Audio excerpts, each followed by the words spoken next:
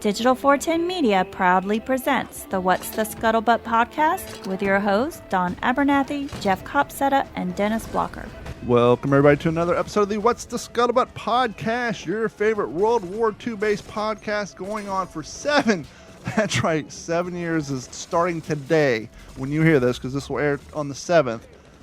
For those of you who have our gear, our shirts, our stickers, whatever, and you wondered what the WTSP 010718 serial number on that logo means, that's the air date of our very first episode, January 7th of 2018.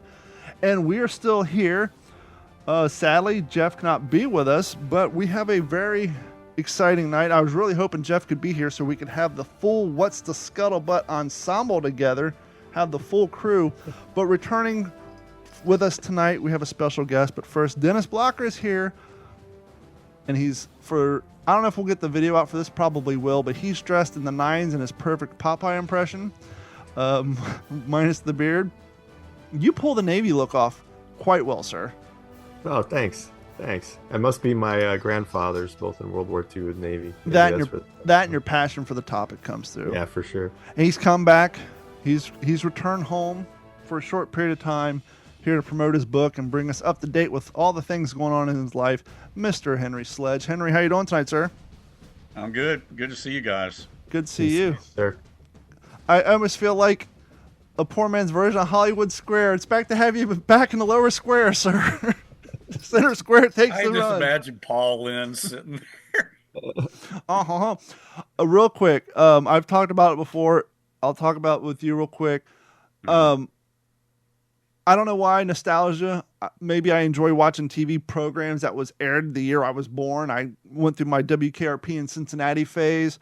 Now on Roku TV, I've been watching Match Game 78, Match Game 76.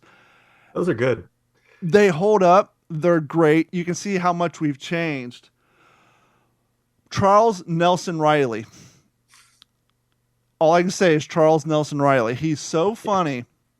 And I've put this out there a few times. If you haven't done so, it's from 2015. Go on YouTube and look up The Life of Riley. It's the one-man show of Charles Nelson Riley where he explains his entire life. And his early years, I'm like, is he bullshitting? Pause, Google. For example, he's talking about how they were poor, but him and his buddy handed out tickets for the local Barnum and Bailey Brothers Circus in Connecticut. And they went, and his buddy freaked out because the big top caught on fire. Pause, Googled it. Yeah, it's the historical fire in Connecticut that killed like 15 people, and young Charles Nelson Riley was in the stands. And like his life story about his become best friends with Burt Reynolds, being told early in his career he'll never be on TV because, they don't allow queers on television. It's a fantastic one-man show. It's called Life of Riley. If you guys love the Match Game, go check it out. You'll be happy you did. But, I just got to get that out there. For like 2 months straight, anytime I was cooking or doing anything that didn't really need my attention, I just turn on the Match Game, and I would get the answer right most of the time. Yeah, he was great. Betty White never aged, by the way, if we're talking about old celebrities. Go on the Buzzard channel on Roku or Freebie, and they have game shows from like the 1950s and 1960s. When Betty White was 30, she looked young, but when she started doing the Match Game, her hair went blonde from being brown. No, she's been around for freaking ever, and no, she did not age at all. But speaking of not aging at all, we haven't seen your pretty face in a while. It looked like you got a fresh haircut for the holidays. What have you been up to, Mr. Henry Sledge? Doing good, man. Just the thing keeping me busy these days, obviously, is the book. Trying to get it ready. It's supposed to come out June 3rd. So, wow. It's, I mean, that's kind of been like at the forefront for a while. So I actually, and I don't know how far down we're trying to put a coat on my dog here because she's cold. Here, right here. That's quality content. Let's watch. Lulu, come over here. Come over here. I just got living through it now. I'm seeing the stages that you go through to get a book to life. And so my managing editor sent me internal layout edit, if you want to call it that, where like actually seeing what the typeface is going to look like and all that kind of thing. And, seeing the photographs in there and the maps and all that. And 'cause this is all electronic, none of this is by paper. And so I had to, go through that and make comments and corrections. She's fine down here. I don't care. Okay. Make comments and corrections and that kind of thing. And so, it took me a couple weeks to get through it, but I literally just sent it back today and um I mean, I don't know, how much you want me to talk about that, but that's what's cooking, man. I mean, it's I'm Well, pretty let's start excited. here. Let's start here. I'll just interview Okay. you. From soup to nuts, while maintaining a full-time job, maintaining your role as a father and a husband, how long did it take you from, we'll skip we'll include, how long did it take you from writing your sample that you sent out to try to get a publisher to today when you just finally wrapped up that? How many hours or how many months, how long has this process been for you? Sure. So to not, I'm trying to stay in the lane of what you're asking me and not go back to the beginning. Um, this time last year I had the manuscript finished for a couple months, and I had it. I was talking to like John McManus, Saul David, guys like that, friends of mine, people who've advised me along the way. And the question this time last year on my mind, where I was with it, Don and Dennis, was, do I want an agent or do I want to try to do this by myself? And it really, I mean, unlike our buddy Dave Holland, who's about to get his book out, who didn't do an agent, I wanted an agent. I mean, John McManus told me I have an agent, and he actually tried to hook me up with his guy, but that his guy wasn't taking anybody new. Um, James Scott he offered to hook me up with his agent, but he said he had tried to hook Jonathan Parshall up with his agent, and his agent blew him off. So it, it it's this really weird dynamic, man. But I ended up signing this time last year, almost exactly a year ago. Maybe in another week, it'll be a year ago that I signed with Greg Johnson, who's been a great agent. He's become a friend of mine. He's Adam Makos's agent. He's Hmm. Marcus Brotherton's agent, to name a couple, among many others. But that's what was going on this time last year. And at that point, is that kind of where you Sure. wanted me? Okay. I mean, So our everyday listeners kind of have a timeline because they know when you left the show, and when you left the sure. show, I said he didn't quit. He left to write a book, Right. and Yeah, I so didn't quit wanting from to. that time until this time last year, you're working on the manuscript. Not a whole lot of detail there, but like I said, you're working on this manuscript while maintaining a full-time job, being a father, being a husband, and Yeah. doing everything else. And I mean, look, one of the things, so when I finished, well, so I signed with Greg about this time, it was in January. And then I had to do what they call a metadata form. Dennis, you may know what that is, and you too, Don. But that is where they send. It's like a freaking massive homework assignment, and Mhm. you're listing every website, like what's the scuttlebutt with this many followers. Real history with Jared Frederick, who those videos mm-hmm. were last year. He and Andrew, his producer, sat with me here, and we did a watch along with the Pacific, did the whole thing. Those videos are coming out every 2 weeks. You list all that kind of stuff because That's a good point, and I never thought about that because I'm old. I was watching a singer. I was watching something, whether it's TikTok, YouTube, something. It was he was either a singer, a comedian, or an actor, something like that. And he brought up the fact that when he was trying to find an agent or a talent scout or whatever, they brought up the fact, how many followers do you have on X, Y, and Z? Your social media imprint is huge now. Whether you're a band, an actor, a comedian, an aspiring author, and it's like, for people our age, you're working at, that's another deficit, right? Unless you're like somebody, you're part of a podcast, or, you just so happen to have a following. Could you imagine, like, if you were just up and starting on a whim with, and your social media footprint wasn't there?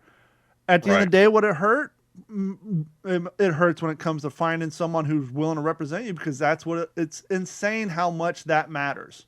It does. It absolutely does. And um, so it took me a couple weeks to do that metadata form, and I mean honestly, I'm going to be honest. Greg sent this thing to me. It was like a 14 part thing to electronic thing to do, and it took me like 2 weeks to do it. And I did everything I could, and I sent it to him and said, Greg, you're going to have to fill in the rest. I've done all I can do, Yeah. and I had to like the descriptive copy. That, which, by the way, I mean, that my book, if you want to see what the cover looks like, it's on Amazon right now. You can pull it up for pre-order. What is the And I'm title just of your trying. book? I don't think we've always kind of kept it kind of secret, so we've never Well, officially no, announced the book. well, that's a great question. So, the title of the book is "The Old Breed: The Complete Story Revealed." The subtitle is "A Father, a Son, and How World War II and the Pacific Shaped Their Lives." Mm. And that was not what I wanted to call it. I like that title. That's what we're going with, but this is where you get into the mechanics. And Dennis, you've written a book. You probably kind of know what I'm talking. This is where you get into the mechanics of, like, artistically. Okay, in my heart, I wanted to call it "Out of the Abyss." Mm. That was my working title all along, and the reason for that was because my dad used the term. When I was a kid, and he was writing with the old breed. And I remember seeing him scratching away, as we've talked about so many times. I said, "What are you going to name?" What would a 15-year-old kid ask? What are you going to name it? Of course. And he wanted to call it "Into the Abyss." The Mm. abyss being that hopeless maw of emotional and physical deprivation and despair that is combat, that is warfare, that kills your friends and possibly kills you, and that changes you immutably. And if I remember Yeah. correctly, I think he may have used that phrase on the chapter where he's talking about how he sees the dead Marine in the foxhole as a passage of time. He knows how long he's been up on that hill or going back and forth by the amount of decomposition in that Yep. body and Like, how it affects his dreams. I think he mentioned it being sucked into the abyss or something during he that, did. He somewhere in said that it. chapter.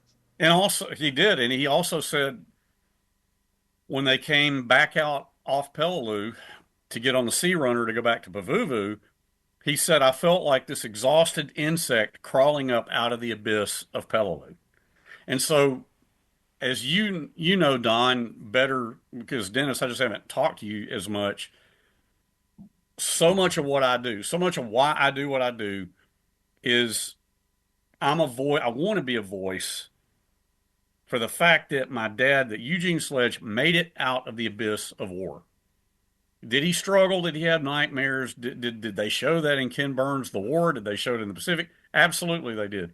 But I take it upon myself to be living proof that he had a great life. By his own grit and determination, he pulled himself out of the abyss. He met my mom. They had a wonderful marriage, had my brother and me, had a good career. He had a good life. He pulled himself out of the abyss.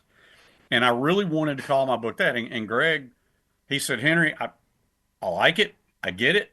I understand why you want to call it that. But he said, I'm your agent. My job is to help you sell this thing.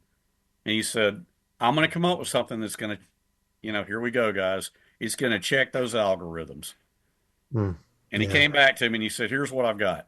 Out of the abyss, or he said, the old breed, the complete story revealed, and then a father, son, and how World War II, the Pacific shaped their lives. He said, I think that checks the boxes. And so that's where we are with that. But I don't, Don, can you pull up anything on Amazon, display it on the screen, or is that Yeah, I can. because I just, man, I really hate to just suck up all the attention here, but I want you guys to see the cover. No, we want to Also know. said- We want to, yeah. This is awesome. The cover is when here a couple months ago when my editor, when they were going through their process, after I'd signed with them and they had the manuscript and all that, and there's a story there, but we don't have to get into it unless y'all want to. But Yeah. she said, We got as much time as you have, so if you Yeah, want to tell the mhm. story, please do. Well, Yeah, we can talk about whatever you want. But she said, "What do you envision the cover looking like?" And I said, "I want it to be a throwback to the first edition cover of With the Old Breed. I want the same color, the same color scheme, that deep sepia tone. There it is. Oh, okay. And I'm gonna hang on one second. So Yeah, go ahead. Yeah, that's the. What's interesting, Dennis, while Henry's getting what he's retrieving, I've seen that photo, but I've always seen the cleaned up where someone has decided to turn it into a black and white photo. I don't think I've really ever seen the sepia tone version of it. So here, yeah, what you've seen, Don, and by the way, this photo, here's the actual photo. Hold on, for video's sake, let me stop sharing this, and that way we can get your photo full screen. Okay. Yep. So there's the actual photo. I know you got some glare. That's the actual, and my dad's handwriting's on the back telling who each guy is. Does your father remember who shot that photo? Was it a friend or was it just some random? It was a friend. It was another Marine, because this is up on probably on the Matobu Peninsula on Okinawa after the battle was over. Okay. I knew that photo was not using with the old breed, but that's my dad in the center with his helmet tilted. But I wanted the same typeset font, the same coloration, different photo. I'm not aping anything. I'm not copying with the old breed, but I wanted an homage to the first edition. Is he wearing a helmet or is he wearing his HPT cap? I think he's wearing his HPT cap. Is he not? My dad's the one with the tilted helmet. Standing up in the middle. No, he's he's down on the knee with the flag. Never mind. Yeah, he's kneeling down. He's got his pipe and his helmet tilted over. Yep, I see it. So, and you see Tom Hanks blurbed it. I asked him to blurb it. He did. That's awesome. So, and God, don't even get me going. So you notice with the old breed, you have the 1st Marine Division patch. You have the EGA. Don't know if you guys knew this. Can I guess? I have not talked to you about this, but I know. You're going to get it. I bought my first HPT uniform 11 years ago. About 2.5 years after that, just so happened, Dennis and I were perusing at the front before the show. At the front, had to stop putting them in production because the United States Marine Corps got tired of people selling tchotchke crap at Walmart with their EGA on it. And now you have to buy a license to publish their EGA because they don't want people selling crappy knockoffs at gas stations and Walmart with the United States Marine Corps logo on it. The EGA has been trademarked since 2007. Wow. So when I found that out, I was like, okay, pull the EGA. And I looked into it, and there's a story here. All right, pull the EGA. We're not going to do it. So they left 1st Marine Division, the Blue Diamond. They left that on there. Well, my cover, it looked kind of weird just having the cover up there. Off balance. On one side, it didn't look symmetrical. So they ended up pulling that off. All right. So I'm like, okay, fine, whatever. I mean, you can't always get everything you want. So here, not too long ago, I have become friends with a guy named Rob Barrow, who General Barrow was the commandant of the Marine Corps in the first Gulf War. Rob is his son. Rob's a retired Marine colonel. Talking to Rob, and I've gotten some amazing endorsements for this book, guys. I mean, I got to say, I just happen to mention, I mean, I've got, Saul David, John McManus, James Holland, Tom Hanks, Jared, our buddy Jared. I've got some beautiful endorsements for this thing. Dan Carlin. Just some over-the-top endorsements for us. But I told Rob Barrow, I said, Rob, I really want some buy-in from the Corps, right? Like I want a Marine general, somebody really high level to weigh in on this and give me a blurb if they will. He said, I'll get right back to you. So I now have a blurb or endorsements, blurb being the slang term, from a General Anthony Zinni, who was in the Corps back many years ago. They called him the Godfather. He gave me an incredible endorsement. And then General Charlie Wilhelm, who was 1st Marine Division commander many years ago. He gave me an incredible endorsement. The other thing that Rob is helping me do, he has written a letter to the Judge Advocate General and Head Counsel of the Marine Corps to see if I can use the 1st Marine Division patches. Division patches are not trademarked. Division patches, unit patches, insignia, that's not trademarked. But my publisher just didn't, they wanted to err on the side of caution, and I didn't Sure. want to fight. I didn't want to fight them on it, so I was like, fine, just pull the division patch. Talking to Rob Barrow, he's like, look, man, I think it'd be cool if he could at least have the division patch on the back cover. So he has written this beautiful letter to the Judge Advocate General of the Marine Corps, or the Judge Advocate of the Marine Corps, um, to see if they will give me permission. But Don, I got on the website to apply for permission, and 5 minutes later, I'm like, F it, I'm out. I'm done. I'm not going through this bureaucratic. Juice is not worth the squeeze. No, it's not. So I told Rob that, and he's like, look, let me make some calls. I mean, the dude's dad was former commandant. He's got pull. So he wrote a beautiful letter to the JAG. We'll see what happens. They may come back and refuse permission, and that's fine. I mean, you saw the cover. I think it looks pretty good. It looks great. That looks awesome. I want to say, don't quote me on this. I'm having this weird memory flash. It wasn't me because I got my uniform pre. I swear, because after a while, At the Front resolved that issue. They got licenses, whatever. Somehow they're making them. I swear, whether it's a Facebook photo or in real life, somebody had one. I think when you buy the uniforms, it comes with a cardboard card with a silver, just like like the stickers on the hat, the national insignia of the NFL. I think it has a hologram Marine Corps like stripe on a cardboard tag that comes with it, showing that it is a licensed product, much like a starter jersey or a hat. I vaguely remember that. It's somewhere in my mind.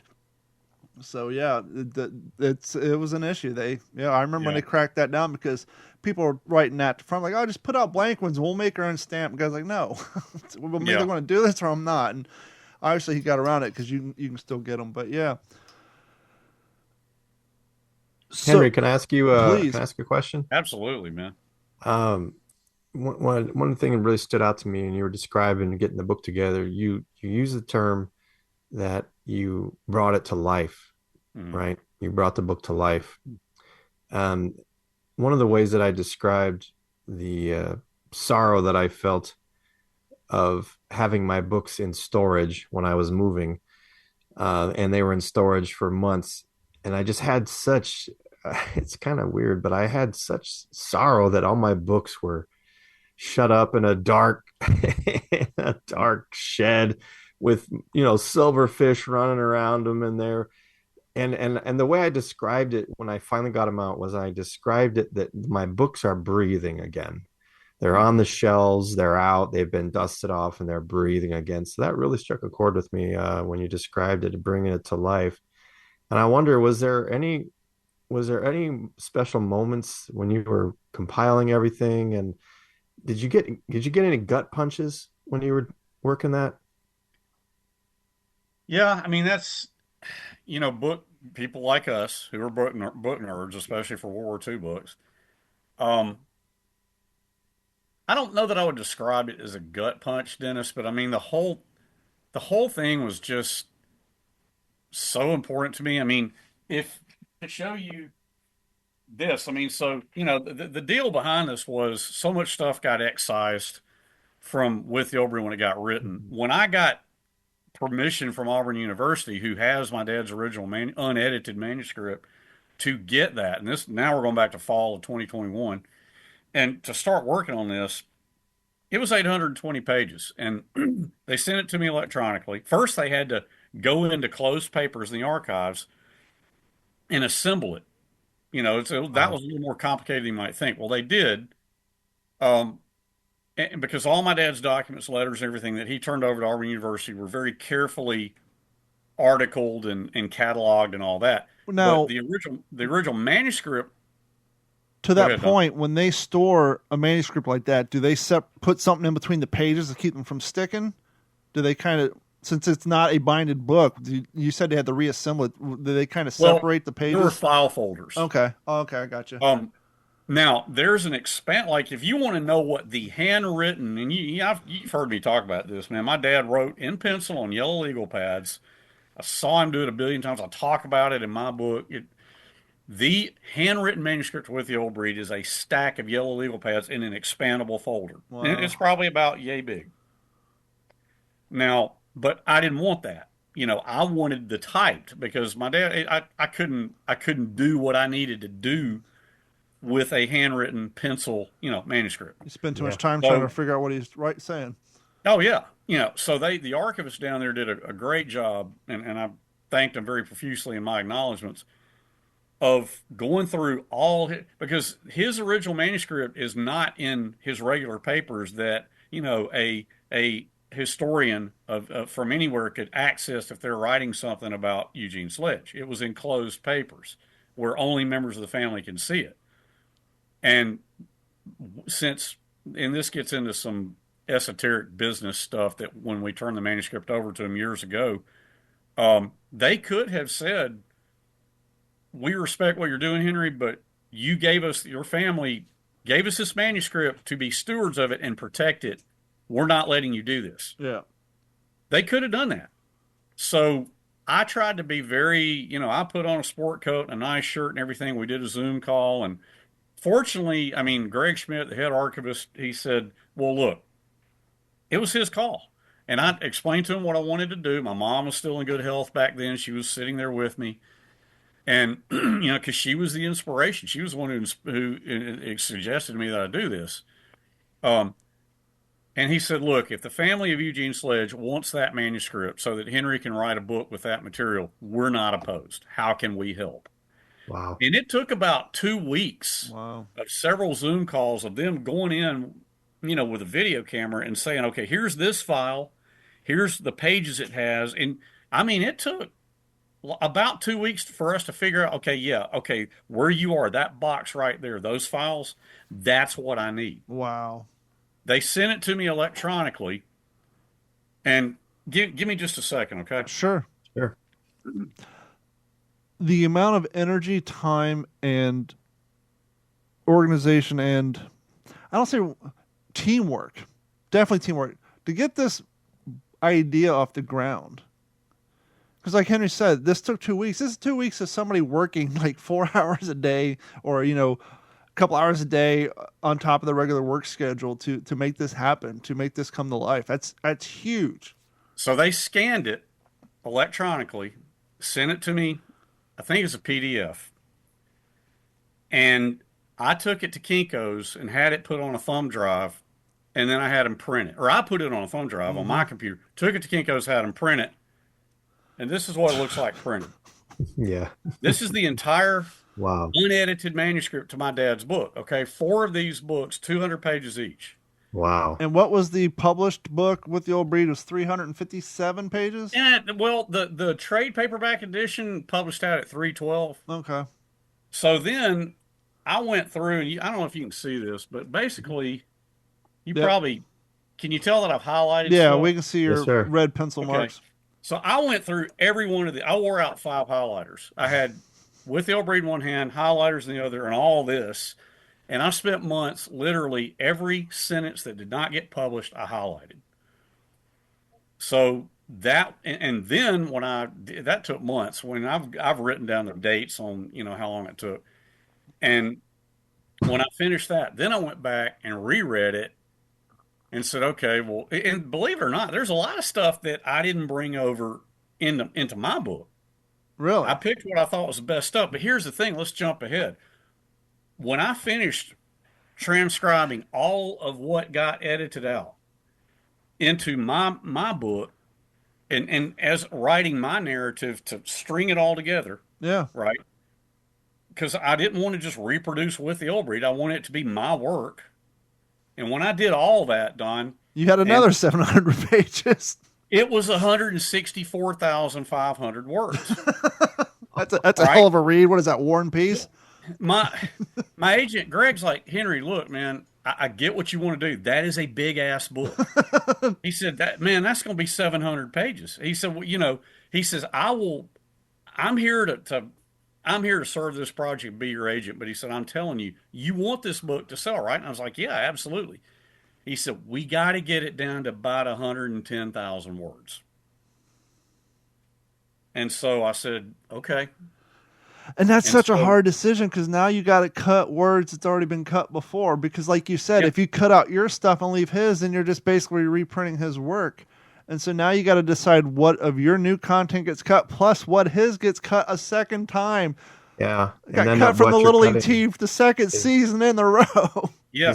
is what you're cutting connected to something else that now you got to refigure. Okay, well, I got to connect to this differently now because this whole part is gone Yeah, your now. continuity screwed It, up. believe it or not, guys, I mean, I guess I just had such an impetus driving me to do this well, long story short, so I sat down when Greg when he got the deal with Post Hill Press, my publisher, and we signed with him, he said, okay, Henry, 110,000 words is what you need to shoot for. And so I said, okay. And then, so through last summer, guys, what I was doing was going back through and just it's like my buddy John Kiritola at the World War II Museum. He says, "Oh, it's like killing 50,000 of your own children. Yeah. You're Yeah. picking out exactly what you just said, Dennis. You're pick stuff that I wrote. Like, okay, I got to cut that, and so I did, and I got it. I got it. The internal layout, I think, is right at 116,000 words. So And it's going to publish out at about 322 pages, which is, I Nice. think, that's Nice. going to be a good length. Yeah. thank God for Microsoft word count. Oh yeah, I Pete's taking a pencil going 1, 2. Yeah, for sure. I'm sure, like your mom and dad had to do back in the day. 1. Yeah. Estimate how many letters do we fit on a page? Let's guesstimate, and then we'll count the pages. Hey, I've got a file folder in the back room there of think now this is in 1979 when my dad started working with I was I 1 think year it was old. Bob Smith who was his editor. What they did back then, guys, they took the typewritten stuff like this, all right, and actually, you know how the censors did in World War II with the little razor blades? Yeah. Mhm. That's exactly like I've got this thing, and it was only about 50 pages worth, but I've got it back there where he had gone through and cut out, literally cut with a razor, little sentences. It looks like the Jesus. defective work from a player piano. My Yeah. goodness. And so and at first, like I saw that, and this is before my guys at Auburn found the manuscript that they found, because I'm thinking, man, what if that's all they can find? Oh, yeah. I'm never going to be able to do this. Holy cow. Fortunately, that wasn't the case. Man. But it wasn't that hard. I mean, so they sent what they sent me. I went through a highlight. I told you what and then I went back through and put orange brackets around what I thought I wanted to use, and so yeah, man. I mean that's kind of how it came to life. If that is Tease making the audience sense. a little bit. Is there maybe a particular campaign that was covered briefly in the original context that maybe we see a little more detail in Yeah. on your book? So I felt like, I mean, that's a great question. So, well, here I'll tell you this: the landing at Peleliu. Okay. I mean, God, I've been through with the old breed so many times. I've read it and read it and read it because, guys, I mean, I swear, I don't think anybody, and there'll probably be somebody, who just makes some random comment when they review it on Amazon that says I did it, but I don't think anybody can say that, well, all he did was just crib his dad's book and throw a little introduction. I wanted to be so sure that, like, here's with the old breed, and you take my stuff. I wanted it to be this Yeah. progression, right? That's awesome. So I've been through mine, God knows how many times, with the old breed, God knows how many times. But to answer your question, Don, the landing at Peleliu, when I read the way it was edited for With the Old Breed, which they did a beautiful job, would never change that. Like for what I was able to use to craft for my narrative of describing the landing at Peleliu plus his unpublished stuff, the thing that struck me was the Amtrak ride going in. You hear in With the Old Breed how like they bumped into another Amtrak and their engine stalled, and what really it was a longer process. And what I pulled out from the unpublished stuff and have in my book is the reef. When they were crossing the reef, like he described in great detail how when the amphibious tractor's lurching up over the reef itself, it was such a rough ride, and they're all just being thrown around in the back of the LVT into each other. Mhm. Wow. And then, it floats free in deeper water, but it did that like two more times, alternately getting up on rock, on coral, getting into a little bit deeper water and floating, and the engine's roaring the whole time. Jet mortar shells are starting to get the Vomit all range. over the floor, people sliding. Yeah. So, but that process took longer. That was one thing that struck me. Hmm.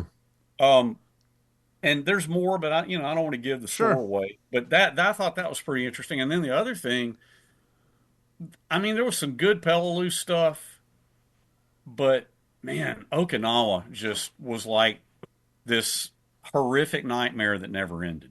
I Hmm. mean, a lot of greats, and I ended up having to cut some of that to keep mine, you know, uh, within a readable length. Because I mean, I swear, I don't want this thing to be so long that people are just like, "Oh my God, I cannot finish Yeah, this." you could always wait 3 years, 4 years, do the special edition, uncut, full flank. You want to read this version, Oh, the box set well, version.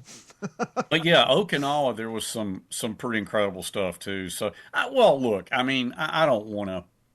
I don't ever try to oversell anything, guys. I mean, it was pretty cool stuff to me. I mean, I can tell you, I mean, I could pull up some of what these endorsements are, what some of these people.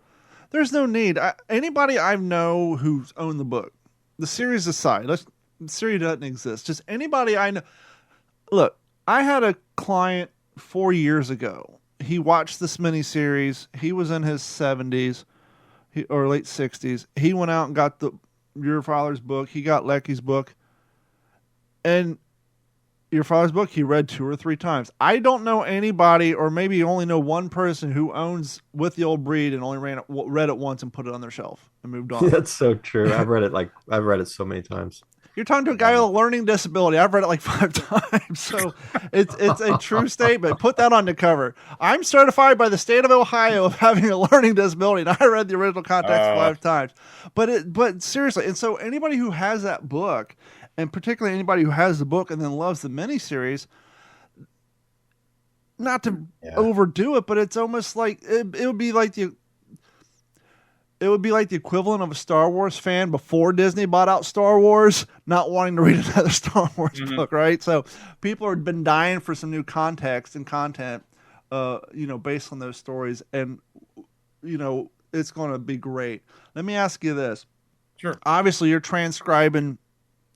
taking your father's I'm listening. Keep unpublished talking. content, you're adding some narrative to it. Clearly you're not cutting and pasting this content from that PDF and putting it in your Word file. You're typing out each word. Oh, look at that vest. That's adorable. When you're transcribing your father's words and you literally have to do it word for word in order for it to be his unpublished work, did you find yourself kind of trying not to, maybe instinctively, maybe trying to modernize the words and realize, oh, that's not how he wrote it. I got to go back Yeah. and put it in exactly.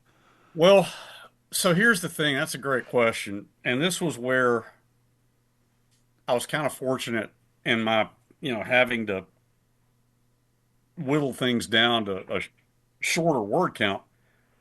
My dad was really a pretty verbose writer, and so I I don't feel any negative feelings in the way I had to handle this at all because just obviously being as close to this as I am, having read With the Old Breed so many times, having seen literally, I mean, it's really weird when I read With the Old Breed.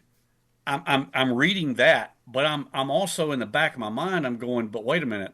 He's talking about being in San Diego, but and I'm about to give away a little something here. I'm thinking in my mind about the part where they all went out to see the chorus girls one night. One of the hot chorus girls said, "Hey, Maureen, you're cute. I want to dance with you." It was the first time he'd ever worn his dress blues.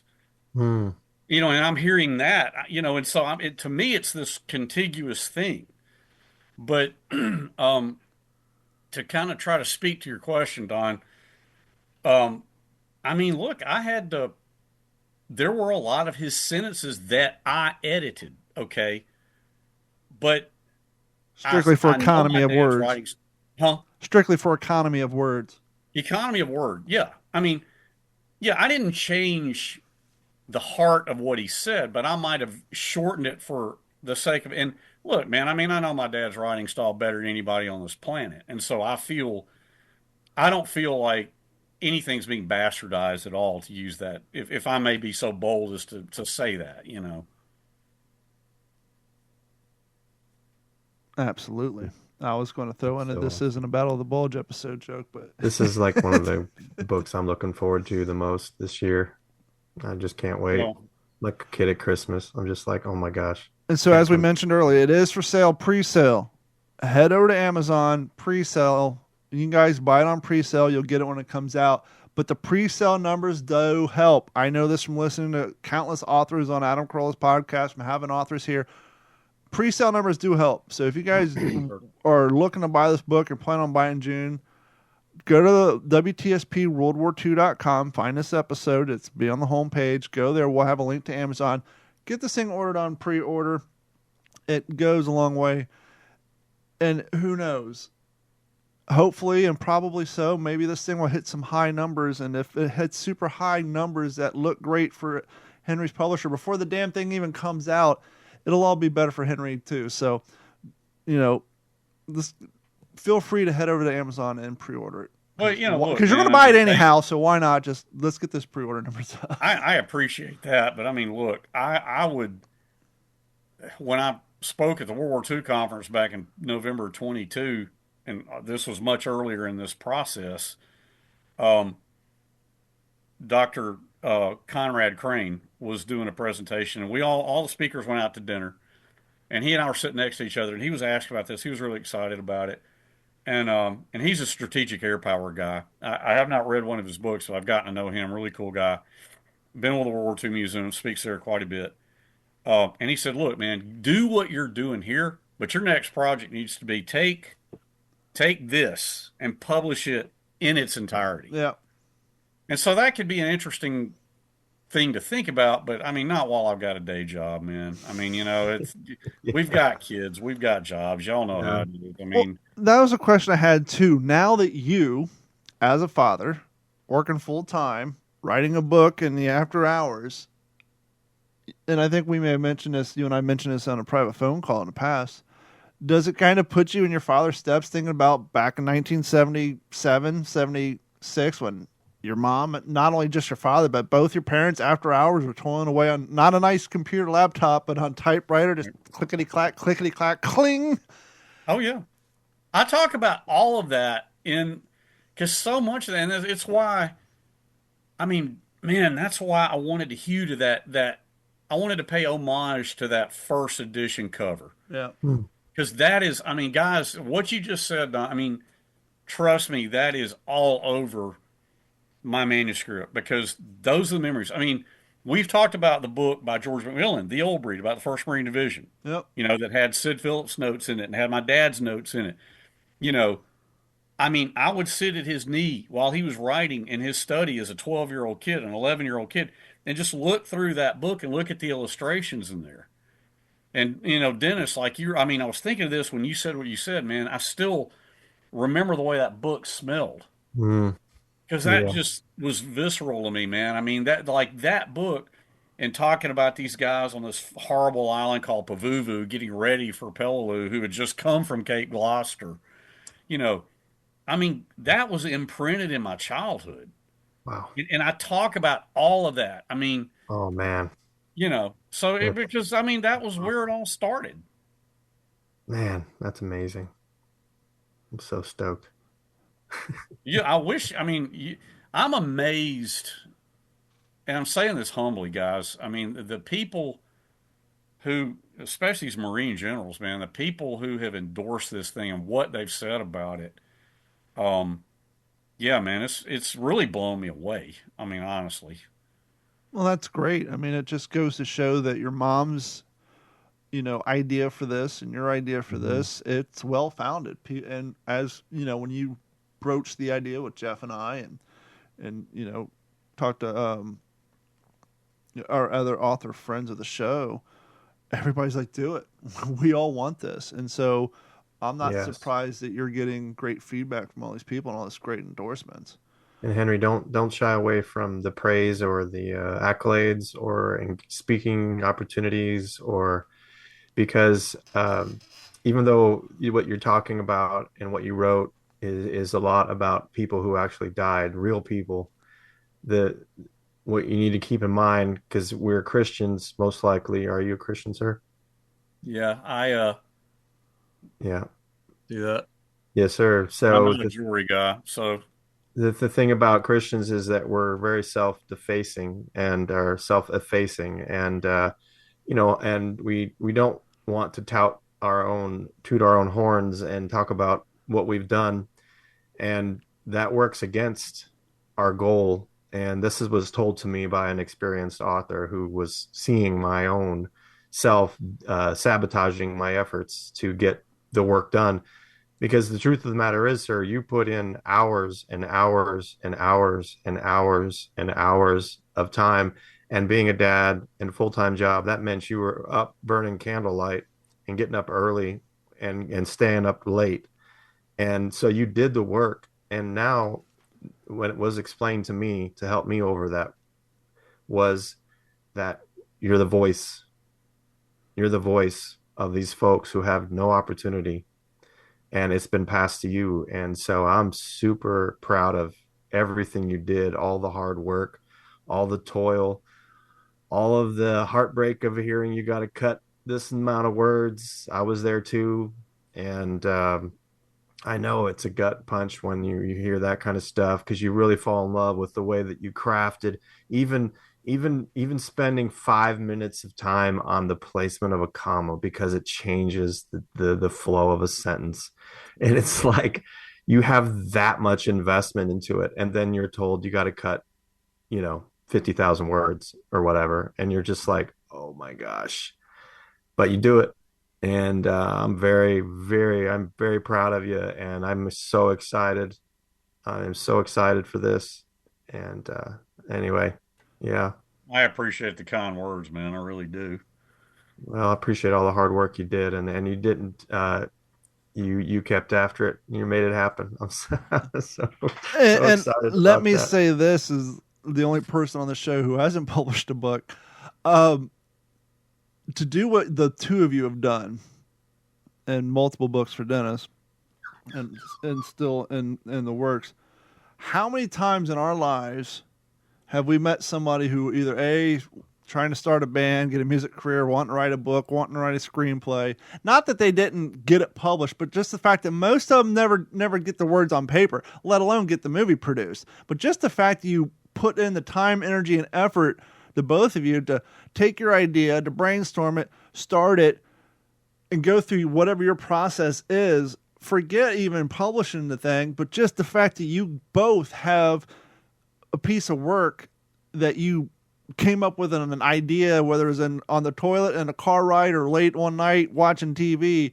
The fact that the both of you guys have put in the energy, time, and effort, that says a lot, because I know so many people who've had ideas of things they want to do, things they want to do, things they're going to do, and they don't even put the first whatever in play to do whatever their goal may be. So props to both of you. And then the fact that both of you have gotten your works out there for people to acquire and to attain, hats off to both of you. Because it's not Thank you. easy, especially when Thank it you. comes to writing. I'll say something and then let Dennis speak, because I certainly don't want to do all the talking here. I mean, to your point, Don, I mean, this was always going to happen once my mom inspired me to do it, and I dedicate it to her, Yeah. But one of the last things she said to me before she died was, Henry, finish that book. Mm. God, I was able to get that out without cracking up. Thank you. But yeah, I mean, that was literally one of the last things she said to me. That's beautiful. Wow, man. Which, I mean, I was going to do it anyway, but I mean, um, Now you have a directive. You got a That's directive. exactly what happened to me, Mama Henry. said you got to do it. really, My mom looking at me, and after her dad killed himself, yeah, and her being afraid that his nightmares is what took him over the edge because she remembered him screaming out when she was a kid in the 50s, hearing him scream at night, and grandma telling everybody it's just, Dad's okay, Dad's okay. I mean, hearing Dennis say what he just said, man, that's heavy stuff, man. Yeah. Well, it was a very hard day when that news dropped, and Grandpa was a hero of mine, and I saw his Navy picture on the mantle, and as a kid growing up, and so I'd be playing with my soldiers on the concrete outside, and Grandpa would come back with his Ford truck from working all day, and I could hear that Ford engine just chugging its way up the alley there, and I'd get out of the way, and he'd laugh as he came by, and he'd ask who's winning, and he was just this larger than life guy. And then I passed him up, I was 6'1" and Grandpa was 5'6", and I still looked up to him. And I think about him with his nightmares and all that, and how he was able to come back home and be so productive, and a dad, and raise 6 kids, and he never beat them, and he never took it out on them, and they were married, for him and my grandma married forever. And but when she died, he lost that His anchor. that Yeah. anchor. There you go, that anchor. Yeah. And then that removed that buffer, and he took care of that. He killed himself, shot himself, dialed 911, and then when they said 911, state your emergency, they just heard that pop, and then the police made entry. But what's interesting, Henry, and your book and your dad's book, and your book's going to touch so many people's lives, people that haven't even been born yet. And what's wild is that journey my mom started me on. I think about all those people that lives were changed, the farmers that I met and interviewed in Illinois and Missouri and Wisconsin, and all those different places that I went, all started from that one simple act of Grandpa killing himself. And it's really interesting. And tonight before the podcast, I had a phone call from an avid listener of the podcast, Andrew Booher. Yeah, I know Andrew. Andrew? Yeah. We had a really nice He's talk. from Michigan, right? Yes, sir. Yeah, on a farm out there. And he's got an idea for a book, and a World War II book he's been researching. And we had a nice long talk about that, and it just gets you fired up. It gets you fired up, excited. Since you said his name, can I say something really quick? Yeah. Andrew, Please. if he's listening, I owe him an apology, because he and I have talked, but he reached out to me again, and I didn't reply because I was neck deep in all this other. And I really hate to be so self-centered that somebody's honoring me by asking me for an opinion or help, and I don't get to them, and I feel bad about that. So, Andrew, if you're out there and you hear it, I'm sorry. He definitely will hear. He's an avid listener. Yeah. I just had another memory. Before the show, we were talking about growing up. My grandparents owned a property on the Ohio River, and I remember one time, God, I was probably 5 or 6, maybe 7. Me and my cousins, my grandma, my mom, were all out there, and by this time, the rule was you had to wear shoes in the river because the pollution was so bad, people cut themselves. But I remember my poor grandfather came down, and he'd cut off some jeans. His legs were white as the snow, driven snow. This is August and summertime. He's got his dark arms from farmer's tan, but his legs were just white as the driven snow because he always wore denim pants. And he had a life belt on, not a life jacket, a 1980s bright yellow life belt. And he comes down, and my grandma, my mom, my uncles are all busting their, my grandma's case busting her husband's balls. My mom and her brother, I make fun of their dad. Oh, look at you. Turns out he was terrified to swim. And it's the only time it ever came up, terrified to swim.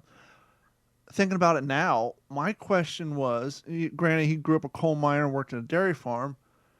Was he terrified to swim before going off to war? And trouncing around on naval ships all the time, and Lord knows what he's seen over there. And if he was, could you imagine how much more terrifying it would be to take a landing craft in or be stuck on a boat for weeks at a time, being deathly terrified to swim? So I don't know Goodness which one gracious. came first, the chicken or the egg. I don't know what would be worse, being terrified of water and swimming before and living through all that, or developing that because of possibly maybe something he witnessed or was a part of that This formed was that. your grand. Yeah, Who's my this, grandfather. Don? My grandfather. Was he now? Was he what? Which branch was he in? He was in the army. He's one. He worked grave registration. Okay. And he's the Mhm. one I've had a hard time figuring out because I have his wedding photo, but in his wedding photo, he has his right sleeve showing. Mm-hmm. And as we all know, your right sleeve is, if you have a division patch on your right sleeve, that's your former division when you get transferred to a new one. And so I can see his right sleeve, and I did some research. I always forget the name of it because it wasn't formed until 1945. It's one of the later divisions, but I found his enlistment paper. He went in 1942. And so, I'm sorry, I can see his left shoulder, but not his right shoulder. So in the wedding photo, I can see his division patch of the division that was formed in 1945, but I know he went in 1942, and I know that he was during grave registration shortly after D-Day. So I have no idea who he served with prior to 45, because sadly his records were some of the records that were lost in the Great Fire. And so all the research I've done online, I have my dog tags are exact replicas of his. I have his service number. I found his enlistment card, the date he enlisted, where he enlisted at. I have some newspaper clippings. Apparently, his group got a presidential unit citation, which was mentioned in his newspaper clipping. I have a photo of, but it once again doesn't mention his unit. And so I have a lot of mysteries. Dennis and I did an episode a while back. I went through my computer bag, my old laptop bag. I forgot I went back to Kentucky for my grandmother's funeral in the mid 2000s, and my mom gave me the newspaper clippings from it would have been what? So 1940. So the 50th anniversary of D-Day. When was that? That would have been like Well, it would have late been 90s. 1994. Yeah, 94. They had clipped newspaper clippings of the shots from D-Day on the anniversary. My grandmother had written in her hand experiences that my grandfather had, and Dennis and I were trying to read them on the podcast, but kind of like you were saying when looking at your father's handwritten version, I would never be able to write this book because you can't read, I can barely make out my own grandmother's cursive writing. Mm-hmm. But yeah, we were reading vaguely, talking about, I think if I remember correctly, she made a comment that he was talking about, because he did grave registrations, written across the bottom was talking about him seeing limbs hanging in tree branches from, the explosions at landmines and all that stuff. So yeah, he worked grave registration. So clearly there was no post-war glory stories that he ever told. I never really heard firsthand accounts of anything from him. Only information I got was post his death, after I started getting more interested in the topic in my early 30s. The only thing I do have from him that my mom graciously gave to me because she didn't want me to wait until she passed, and if Jeff was on here, he would know these things are kind of getting hard to find. On the dash, underneath the passenger dashboard of a Jeep, there's a first aid tin. It's about the size of a VCR tape. I have it over here, but I have to move a bunch of stuff. You open it up, and it's a full-blown first aid can. I have his that he brought back from the war. Because it's green, there it is, but your background, yeah. So I have the one that he actually brought back from overseas that my mom gave me. That's the only thing of his that I actually have that he brought back from himself in person. But yeah, that's the only thing I really have, other than I recreated his dog tags. So whenever I do my Army impression at World War II events, I'm actually wearing his replica dog tags. That's awesome. His name is Preston Coleman Woods. My name's Donald Preston Abernathy. So I have my dad's grandfather's first name, and then my grandfather's first name is my middle name. That's awesome. And so yeah, Henry, there's a parallel, also another parallel between your story and mine. The on Auburn campus, War Eagle, by the way. Yeah, absolutely.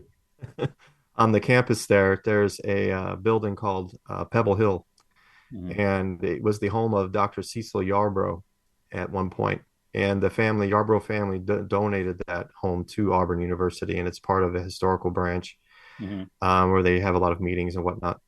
Byron Yarbrough was born and raised there, and he became the executive officer of my grandpa's gunboat at Iwo Jima, and he was killed. And there was a Scotsman, a professor from Auburn, who, when I was there, Auburn had me come out and they gave me an honorarium, and they had me speak, and it was just amazing.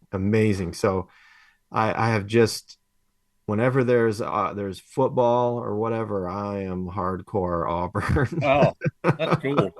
I am Auburn. But what really moved me was that Scotsman. He was tall, like 6'5", and he very gregarious, and he came up to me and he was just weeping after I was done.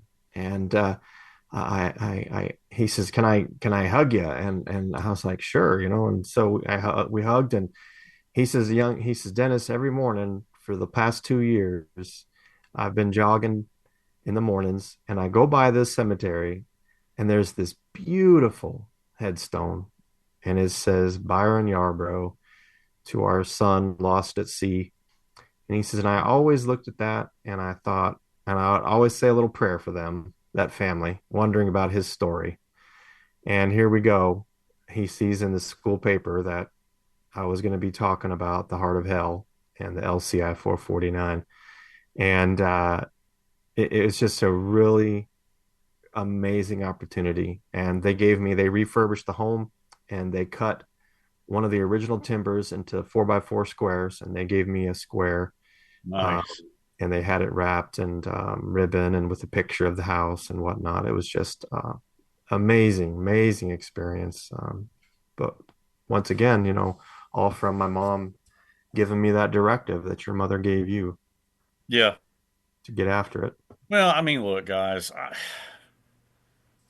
these our veterans, our grandfathers and fathers and uncles, they're gone. I mean, Don, since I've last talked to you, I've talked at a bunch of World War II things, and some of these things, like I was at the Eisenhower National Historic Site back in September, and um, there were a couple of World War II veterans there, and you know, if you can even have one there, man, they're in a wheelchair. Yep. They've got somebody pushing them around. They if they can even talk, Yeah. and so that's just the inexorable passage of time. And now it's on guys like us. That's right. Yes, our buddy Don, our buddy Jared Frederick. I mean, one of the things he said to me is like, Henry, and he would say the same thing to you, Dennis, and to you, Don. I mean, the torch has been passed to you now. Mm. I mean, because we're it now, and every time somebody asks me to come speak at something, I'm honored by it. Obviously, it's kind of what I do, why I do this, but at the same time, I'm like, man, I wish you could have had my dad, Yeah. Mm-hmm. Yes, sir. Yes, sir. His name is Henry Sledge. His book, pre-order now. We'll have the link on WTSPWorldWar2.com. The Old Breed, the complete story revealed. A father, a son, and how World War II and the Pacific shaped their lives by W. Henry Sledge. Wow. And as we mentioned before, you can also head over to Amazon.com and order Bonsai Cliff's Desperation's Edge by Dennis Blocker II. Buy both of these books, add them to your library. You'll be happy you did. I am tickled pink to, in a small way at least, have the ability to say that I know both you gentlemen, and I'm proud of both of you for getting these books out there. Dennis, I know you have decided to turn your Bonsai Cliff as actually a episode and a series of books to come, because as we've talked about in previous episodes, you were smart enough and had the access to record so many of the vets on those LCIs and LSTs that your grandfather served with back in the early 2000s. And so you got plenty of material coming down the pipeline. So you guys be sure to check back when Dennis gets the next one out there. And we're so happy for you, Henry, in your book. I know that once the book drops in June, you're going to be doing the media tour, and you're going to be out there getting the word out.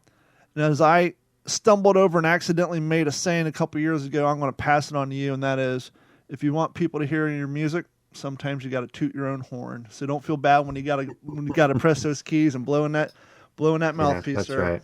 Because Well, I appreciate it. you got to Dennis, get I that didn't out know there. that you. Well, I'm sorry, I didn't mean to No, go interrupt ahead. your flow there. I didn't know you. I knew you'd written one book. I didn't know. So you've done two now or more? I've got 4. Four. God, I'm 4. sorry. That's okay. Yeah. No. Fantastic, man. Well, Yeah. the first one you kind of, you helped, but you didn't get any writing credits, right? Yeah, that was the one that got me started. That was with Pulitzer Prize winning author Mitch Weiss, and I interviewed 300 people for that one. And then that was a 14-year. That was to tell the story of my grandpa. And then all of the lessons I learned from working with Mitch is what I used to tell 2 books about my dad in Iraq and Afghanistan with the war dogs. And then my story of 23 years in emergency medicine as a medic and EMS. And then actually 5, if you count that one. And then this latest, the first in the series, the Bonsai Cliff of Saipan. Yeah. And you can also find a link to that book on WTSPWorldWar2.com as well. We're going to go into what you're reading tonight, but I think we'll save it. We're just so happy to have Henry back. We're so thrilled for him. And as his schedule allows, he's going to be doing drop-in shows, so he'll be back here and there. And so some nights you'll be lucky to have all 4 of us. Just sadly, Jeff couldn't make it tonight. He really wanted to, but we're coming off the holiday season. If you haven't done so yet, please head over to WTSPWorldWar2.com. Click on that Patreon link. Sign up and subscribe. It goes a long way to help what we're doing here. And head over to YouTube.com. Look for D410 Media. And like and subscribe. You can see some of the podcast episodes in the past. You'll see the video version up for this one here in a week or two. It takes me a little while to edit these. For myself, Dennis, and Henry, real quick, I guess, because you're kind of a guest on this episode. I'm almost interviewing you. So as I do with all of our guests, Henry, where can people find you and find more information on what you got coming down the pipe? Well, I don't think I've ever answered that question, Don. You've been here and asked it before, but they can. I mean, I'm on Facebook, William Henry Sledge. I don't have my own website or anything like that. I am on Instagram, although I hardly at H Sledgehammer, but I never, get on there and post anything. To tell you the truth, man, now that now that my publisher has things in hand, and of course they'll send me something, and I have to immerse myself in it for a couple of weeks. But I think we're only doing one more round, and then it'll be going to final stages. But with all the point being all of that, I just kind of stepped away from social media for a while. But I'm kind of trying to get back out there, but I don't have a website or anything like that. But William Henry Sledge on Facebook, or you can head over to WTSPWorldWar2.com or on our Facebook. We'll obviously keep everybody apprised and up to date with everything. There was a cool thing that was a limited series that I would want to talk about if it ever gets to main press again, but we'll save that for another episode. We want to thank each and every one of you for your continued support going into the start of year number 7. Wow, who knew? Side note, as the United States is dealing with some snow and flurries, I'm going camping this weekend, and even in Florida, it's going to be like 38. So is it really? Yeah, we're actually having a cold front come through this weekend. Actually, Orlando was supposed to get snow last week, but it didn't happen. I think Saturday when I go out, it's actually going to get maybe the mid 40s. But I just bought a tent that goes in the bed of my Tundra, and so I'm going to test out my new truck tent, and then we're going to get more. We're going to basically, me and a buddy of mine, we're camping at a local spot that has nice 12-foot alligators, so that makes me sleep a little better at night knowing I'm in the back of a truck and not laying on the ground. But we're going to sleep right on the lake, get up in the morning and go fishing and see if we can catch some hogs. This has been a Digital 410 production.